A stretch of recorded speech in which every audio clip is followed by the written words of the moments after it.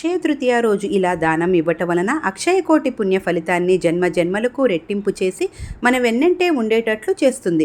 ఈ రోజు బంగారం కొనాలి అని ఏ శాస్త్రంలో కూడా లేదు. ఈ రోజు చేసిన యజ్ఞయాగాలు, పూజలు, దానాలు, జపాలు అక్షయమైన ఫలితాలను ఇస్తాయి. ముఖ్యంగా ఈ రోజు ఏ వస్తువులు దానం చేయాలి అంటే ఉదయ భాండము, స్వయం పాకము, చెప్పులు, గొడుగు, బట్టలు, నీటి కుండ ముఖ్యంగా దానం చేయాలి. మరు జన్మలో పాపం ఎక్కువైతే నీరు కూడా మనకు తాగటానికి దొరకదు. కాబట్టి ఈ జన్మలో నీటి కుండ దానం ఇవ్వండి. వస్త్రదానం ఇవ్వటం వలన మరు జన్మలో వంటి నిండా వస్త్రాలు లోటు లేకుండా దొరుకుతాయి. అంచు ఉన్న వస్త్రాలు మాత్రమే దానం ఇవ్వాలి.